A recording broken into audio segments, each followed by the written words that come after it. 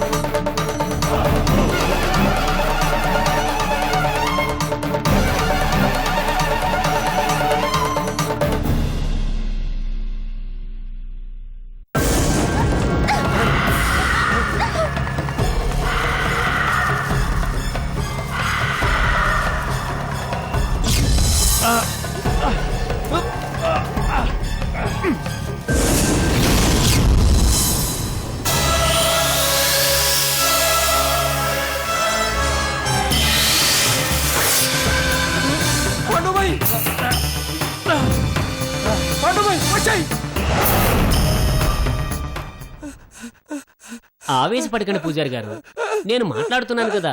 బాబు చిన్నపిల్లాడు, ఇట్లాంటి విషయాల్లో అనుభవం లేదు. నేను వెళ్ళి మాట్లాడి అమ్మాయి గారిని వెంట పెట్టుకొని వస్తాను. మీరు విశ్రాంతి తీసుకోండి, మీరు విశ్రాంతి తీసుకోండి. అది సంగతి బాబు గారు. మీరు ఇంకేమీ అడ్డం చెప్పకండి. మీరు అవునన్నా కాదన్నా నేను అక్కడికి వెళ్ళి తీరతాను, అంతే.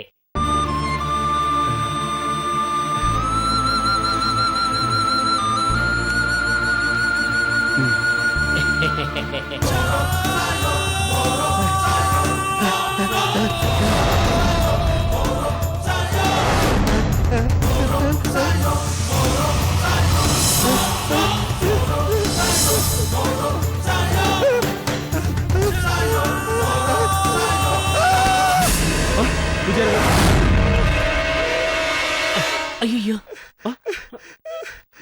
చచ్చా, మాట రాకపోయినా ఈ మనిషికి విసురు బాగానే ఉంది. శుభ్రంగా తిని పడుకోకుండా లేనిపోని పళ్ళు పెడుతున్నాడు. రతాలో, రతాలో, ఏంటి బాబు?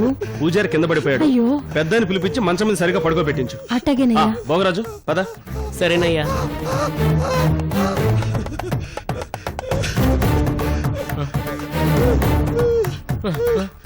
పట్టుకో అయ్యా.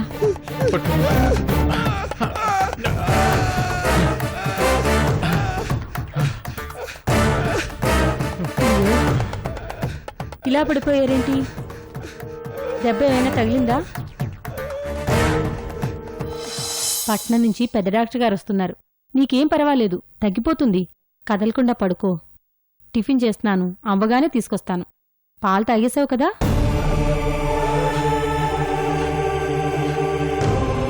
కళ్ళు మూసుకుని పడుకో.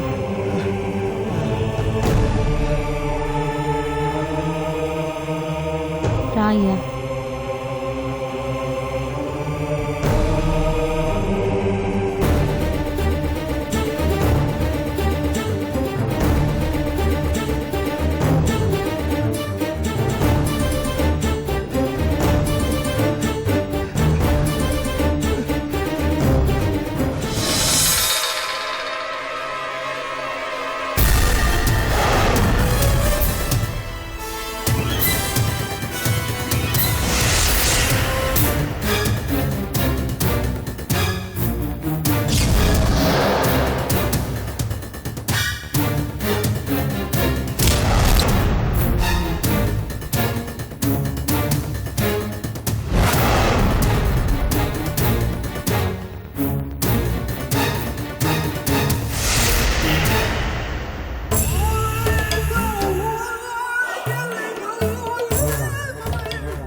అది గురువా జరిగిన సంగతి. ఇప్పుడు నన్ను ఏం చేయమంటావో చెప్పు. భళి భోగరాజు భళి, నీ తెలివితేటలు అమోఘం. వెంటనే ఆ భుజంగం దగ్గరికి వెళ్ళు. ఏదో ఒకటి చెప్పి ఆ పిల్లని పొలిమేరలు దాటించు. దొరగారి కొడుకును కూడా తీసుకునిరా. మిగిలిన పని నేను పూర్తి చేస్తాను. మాటలు చెప్పినంత తేలిక అనిపించడం లేదు గురువా. కొండాలమ్మ మధ్యలో దూరిందంటే నా బతుకు మళ్ళీ చెట్లు పొట్లయిపోతుంది. నేనున్నాను కదరా, చూస్తూ ఊరుకుంటానా? నువ్వు చూసి ఏదో చేసే లోపల నా బుర్ర రామకర్తను పాడేస్తుంది. భయంగా ఉంది గురువా. పూజారి చెవి దగ్గర చేరి చెప్పిన మాట మళ్ళీ చెప్పకుండా ఏడిపించుకు తిన్నానన్నావు. ఏమైందిరా ధైర్యం? అది ఏదో హుషారులో జరిగిపోయింది గురువా. అలాగే ఇప్పుడు కూడా హుషారు తెచ్చుకోరా. దొరగారి కొడుకును ఆ పిల్లను ఒకటిగా కలిపి పుట్టలో నుంచి కంకణాన్ని తీయించిన మరుక్షణం మనం మా గురువు గారి రుణాన్ని తీర్చుకున్న వాళ్ళమవుతాం. నా శక్తులన్నీ ఉపయోగించి నువ్వు ఎక్కడ కోరుకుంటే అక్కడ బంగారంతో ఒక మాయాభవనాన్ని సృష్టించిస్తాను. అందులో నువ్వు హాయిగా ఆనందంగా విశ్రాంతి తీసుకోవచ్చు. వెళ్ళరా, వెళ్ళి నీ వాక్చాతుర్యాన్ని ప్రదర్శించు. సరే గురువా. రోడ్లో తలకాయ పెట్టనే కూడదు, పెట్టిన తర్వాత భయపడకూడదు. వెళ్ళు. వెళుతున్నా గురువా.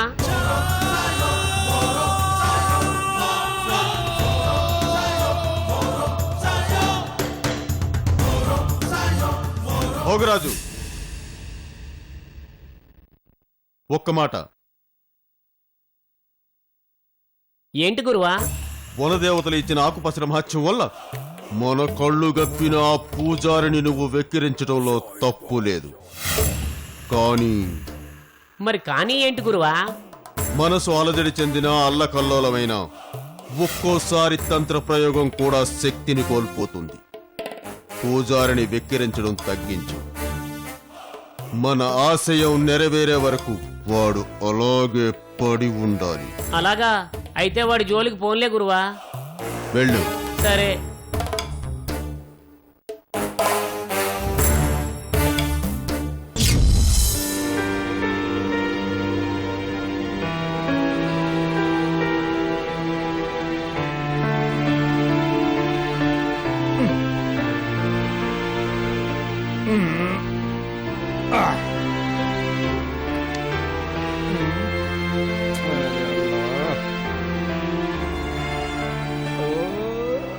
ఏంటి నవాబు గారు చాలా పరేషాన్ అవుతున్నారు? నాది పరీక్ష ఏముందిలే పండుబై. నువ్వు నుంచోమంటే నుంచున్నటోణ్ణి, కూర్చోమంటే కూర్చున్నటోణ్ణి. మేరా బాత్కి చోడిదేవు. ఆ బెబ్బే సంగతి ఏమిటో చూడు. బెబ్బేకేమైంది? పొద్దున బాగానే ఉందిగా. బాగా ఉండటమా నాది ముఖమా? లేచి లేవగానే నేల మీద బొమ్మ గీసి చూపించింది. ఏం బొమ్మ? ఏదో బొమ్మ అట. చెయ్యి తిప్పుతూ చూయించింది. పువ్వా అన్నాను. ఊ అన్నది. ఏమి పువ్వు? కలవ పువ్వా అన్నాను. ఊ అన్నది. ఈ అడవిలో కలవ పువ్వు ఏడ దొరుకుతుంది పండుబై? అవును, ఎక్కడ దొరుకుతాయి? ఇంతకు బెబ్బే ఎక్కడుంది? అదిగో ఆడ పరీక్ష అనేది చూడు. ఇప్పుడు తనకు కలవపు దేనికి? నాకు మాత్రం ఏమీ తెలుసు బై. ఏదన్నా మందు కోసమేమో. సరే, తన బాధ లేదో తనే పడుతుంది. అది మనకు తెలియని సబ్జెక్టు. అవు పాండుబాయ్, ఇంతకీ మీ తాత మర్రి చెట్టు బొమ్మని ఎందుకు గీసిండో నీకు సమజైందా?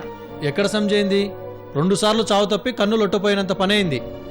రాత్రి బంగారంలో మెరిచిన ఈ కొమ్మలో ఏదైనా విశేషం ఉందో అని చూస్తున్నాను, కానీ ఏం కనిపించడం లేదు. మరి ఇప్పుడు ఏమిటి చేయటం? చూద్దాం, ఏమైనా అర్థమవుతుందేమో.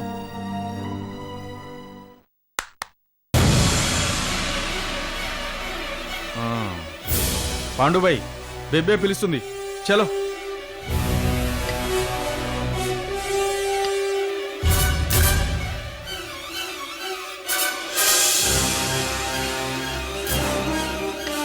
ఏంటి?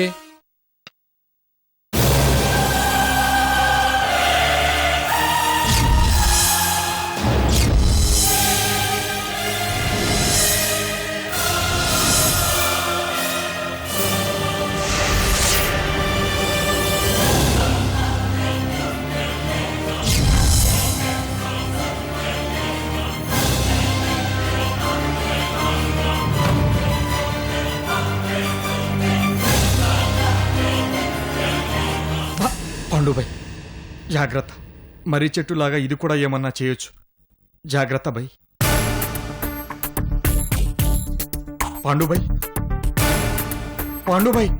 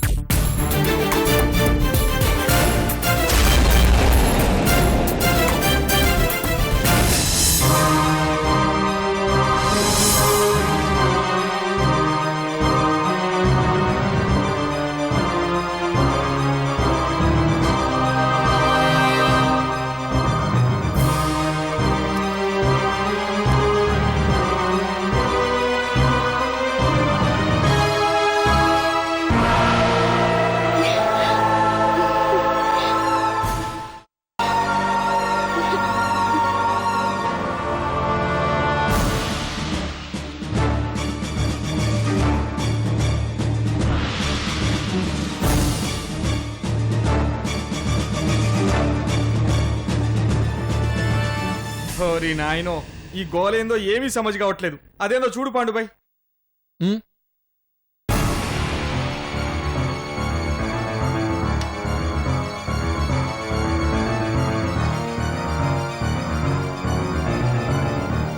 ఉమ్, అది షరీఫ్ బాయ్ మంట కావాలట చిన్న పుల్లలు తెచ్చి మంట వేయి.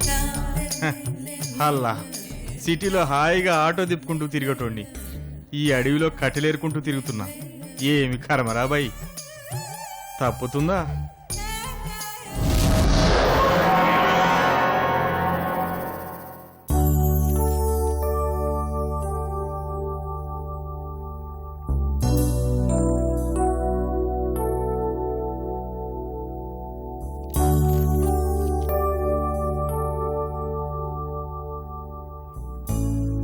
రత్తాలు ఆచార్య గారు ఇప్పుడే వచ్చారు, కొంచెం కాఫీ ఇవ్వు.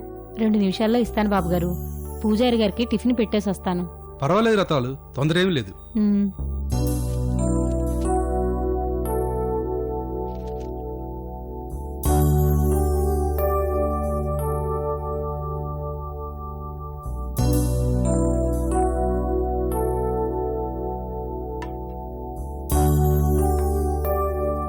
పూజారయ్యా, టిఫిన్ తెచ్చానయ్యా.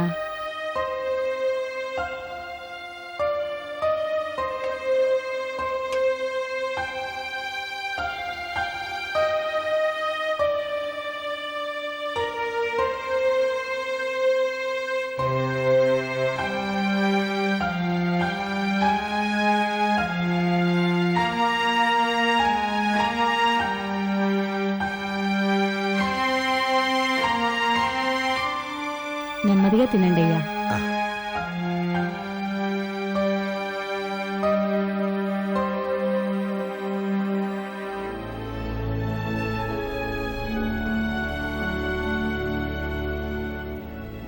కూర్చోండి స్వామి వచ్చిన దగ్గర నుంచి పచ్చి మంచినీళ్ళైనా తాగలేదు. టిఫిన్ చేయండి.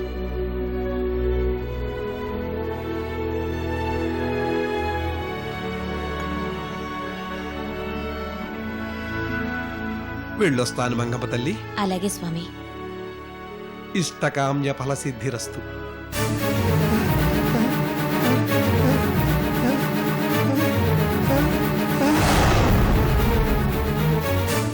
కళ్యాణయోగ్యతా ఫలసిద్ధిరస్తు.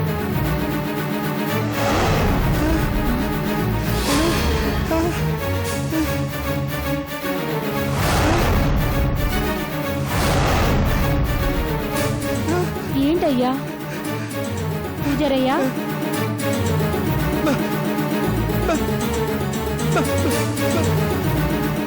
మంగమ్మ తల్లి!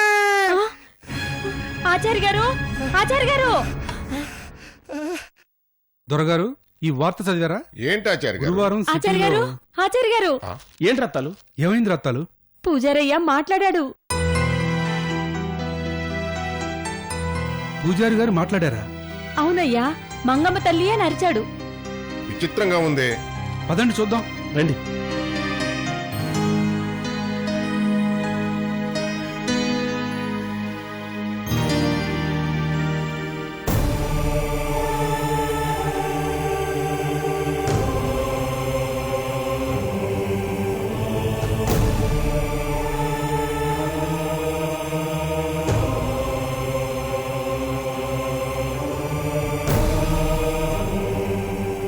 పూజారి గారు ఏది ఇంకొకసారి మాట్లాడండి. ఆ, ప్రయత్నించండి. ఆ, మాట్లాడండి. ఆ, ఆ, మాట్లాడండి. పూజారి గారు మాట్లాడండి. ఆ, మాట్లాడండి.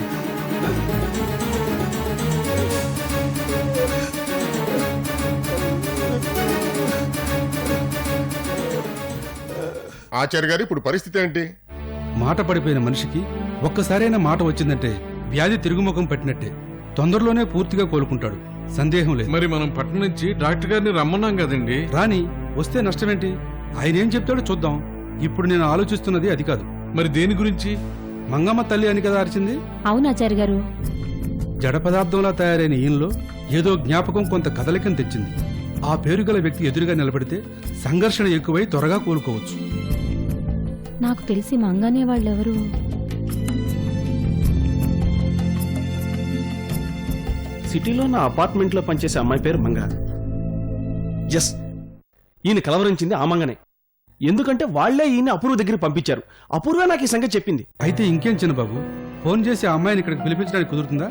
ఎందుకు కుదరదు? ఇప్పుడే ఫోన్ చేస్తాను. అక్కడ మా హౌస్ ఓనర్కి చెప్తే తన కబురు పంపిస్తాడు.